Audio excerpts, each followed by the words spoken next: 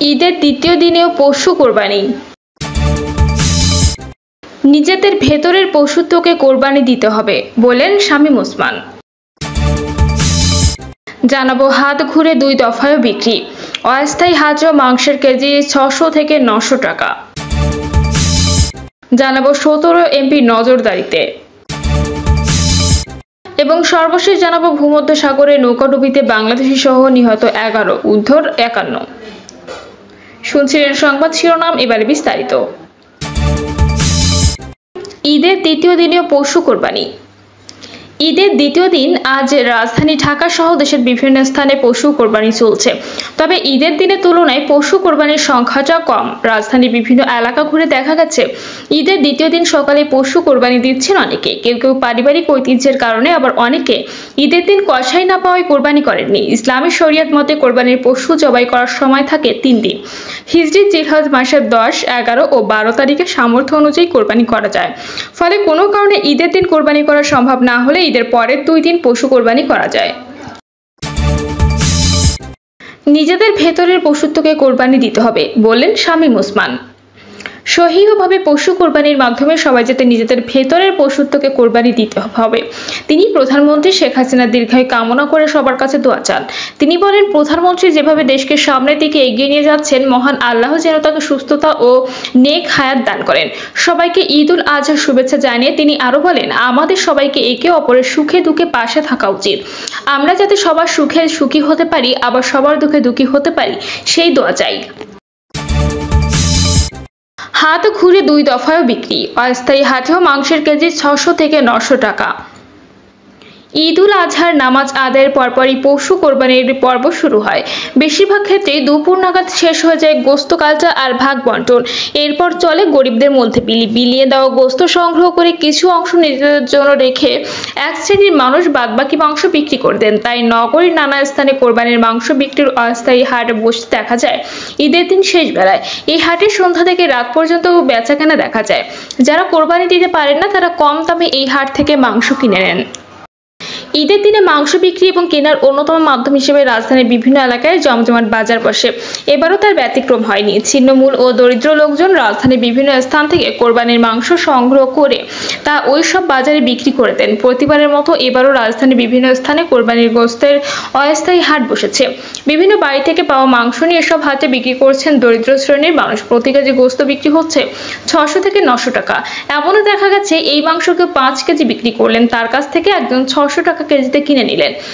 এভাবে তিনি আরো কয়েকজনের কাছ থেকে একই পরিমাপের মাংস কিনে নিয়ে সব মাংস এক করে 800 থেকে 900 টাকা কেজি দরে বিক্রি করছেন। এভাবে ঈদের দিন দুপুরের পর থেকে রাত পর্যন্ত কয়েক দফায় এসব মাংস বেচাকেনা হতে দেখা গেছে।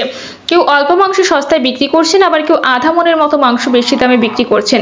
এই হাটে গোস্ত নিয়ে বসে থাকতেও দেখা গেছে বিক্রেতাদের।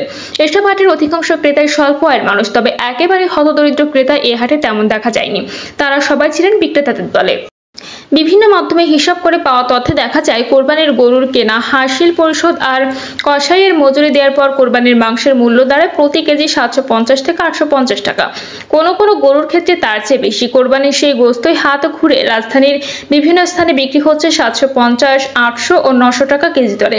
প্রতি বছর কোরবানি শেষে দুপুরের পর থেকে বিকেলের দিকে রাজধানীর বেশ কয়েকটি স্থানে চোখে পড়ে এসব অস্থায়ী মাংসের হাট।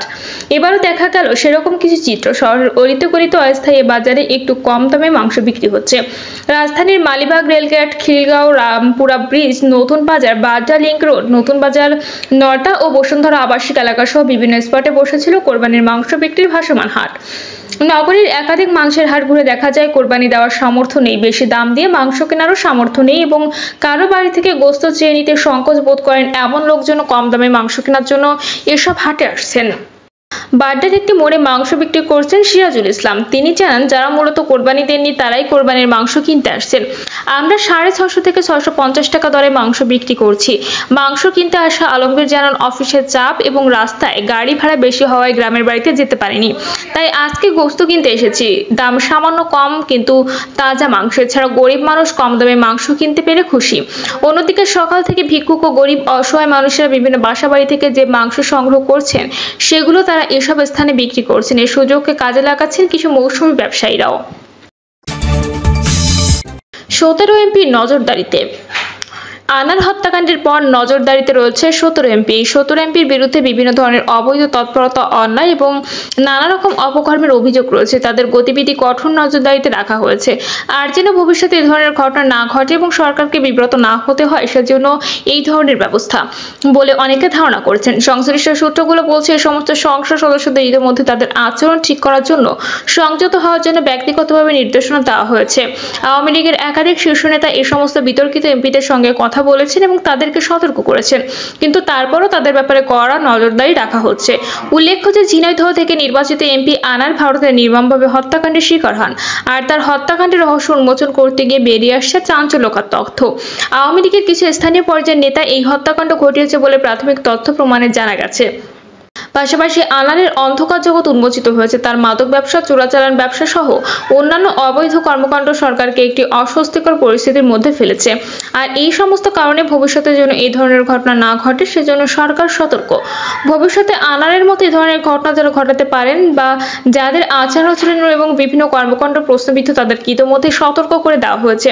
আওয়ামী লীগের দায়িত্বশীল সূত্রগুলো বলছে যে এরকম অন্তত 17 জন এমপি রয়েছেন যারা গত কয়েক বছরে ফেলে ফুপে উঠেছেন এবং যাদের অর্থবিত্তের বৈধ পন্থা অজানা।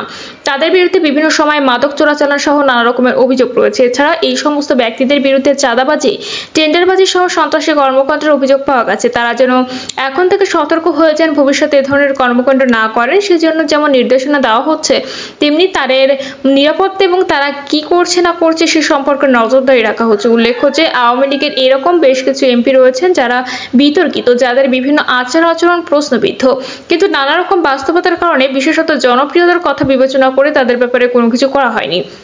কিন্তু আনার হত্যার পর এই বিষয়গুলো নিয়ে এখন সরকার কঠোর অবস্থানে যাচ্ছে বলে জানা গেছে। যদি ভবিষ্যতে তারা এইসব কর্মকাণ্ড থেকে নিজেদেরকে গুছিয়ে না ফেলে তাহলে তাদের বিরুদ্ধে কঠোর ব্যবস্থা গ্রহণ করবে আওয়ামী লীগ, এমন কথা বলা হচ্ছে। যে 17 জন বর্তমান এমপিকে নজরদারিতে রাখা হয়েছে তাদের মধ্যে অন্তত 4 জন স্বতন্ত্র থেকে নির্বাচিত এবং এদের অন্তত একজন আওয়ামী লীগের জোট সঙ্গীকে পরাজিত করে নির্বাচিত হয়েছেন। এদের মধ্যে বেশিরভাগই পূর্বাঞ্চলের বিভিন্ন নির্বাচনী এলাকা থেকে জয়ী হয়েছেন বলে জানা গেছে। আওয়ামী লীগের সংশ্লিষ্ট সূত্রগুলো বলছে যে এমপিদেরকে বেপরোয়া হওয়ার লাইসেন্স প্রদান করা হয়নি। কেউ যদি আইন পরিপন্থী কোনো অবৈধ তৎপরতার সঙ্গে যুক্ত থাকে তবে তার দায়িত্ব সরকার নেবে না। এ ধরনের অবৈধ তৎপরতার সাথে যুক্তদেরকে আইনের আওতায় আনার ব্যাপারে সরকার উদ্যোগ গ্রহণ করেছে বলে জানা গেছে। আইন শৃঙ্খলা রক্ষাকারী বাহিনীকে নির্মোহভাবে কাজ করার জন্য নির্দেশনা দেওয়া হয়েছে। যারাই আইন লঙ্ঘন করে অবৈধ কর্মকাণ্ডে জড়িত হবে তাদের দ্রুত আইনের আওতায় আনার ব্যাপারে সরকার এখন শূন্য সহিংসতা নীতিতে গেছে বলে সংশ্লিষ্ট দায়িত্বশীল সূত্রগুলো জানিয়েছে। ভূমধ্যসাগরে নৌকাডুবিতে বাংলাদেশি সহ নিহত 11, উদ্ধার 51। ভূমধ্যসাগরের দক্ষিণ ইতালি উপকূলে দুটি নৌকা ডুবে অন্তত 11 জনের মৃত্যু হয়েছে। এই দুই ঘটনায় 60 জনের বেশি মানুষ এখনো নিখোঁজ রয়েছেন। আর এক প্রতিবেদনে এই তথ্য জানিয়েছেন ব্রিটিশ গণমাধ্যম বিবিসি।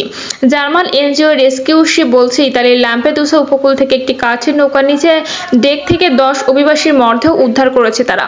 ডুবন্ত ওই নৌকা থেকে আর 51 জনকে উদ্ধার করা হয়েছে বলে জানিয়েছে সংস্থাটি বলছে বেঁচে যাওয়াদের সকালে ইতালির কোস্ট গার্ডের কাছে হস্তান্তরের পর তাদের তীরে নিয়ে যাওয়া হয়েছে, তবে মৃতদের ল্যাম্পেডুসা দ্বীপে নেওয়া হয়েছে। জাতিসংঘের শরণার্থী বিষয়ক সংস্থা UNHCR, International Organization for Migration এবং জাতিসংঘের শিশু বিষয়ক সংস্থা ইউনিসেফ এক যৌথ বিবৃতিতে জানিয়েছে নৌকাটি লিবিয়া থেকে যাত্রা করেছিল। এতে সিরিয়া, মিশর, পাকিস্তান ও বাংলাদেশের অভিবাসীরা ছিলেন, তবে কোনো দেশের কত যাত্রী ছিলেন তা জানানো হয়নি। এছাড়া মেডিসিনস সান্স ফ্রন্টিয়ার্স নামে একটি সংগঠন জানিয়েছে একই দিনে অন্য একটি পৃথক ঘটনায় 60 জনের বেশি লোক নিখোঁজ হওয়ার খবর পাওয়া গেছে, যাদের মধ্যে 26 জন শিশু রয়েছে বলে আশঙ্কা করা হচ্ছে। এই ঘটনায় 12 জনকে জীবিত উদ্ধার করা হয়, তবে তাদের সবাইকে তীরে নেওয়ার পর একজন মারা যান বলে জানিয়েছেন ইতালীয় কোস্ট গার্ড। প্রিয় দর্শক, এই ছিল এখনকার সর্বশেষ সংবাদ। আপডেট সব সংবাদ পেতে চ্যানেলটি সাবস্ক্রাইব করে বেল আইকনটি ক্লিক করে রাখুন।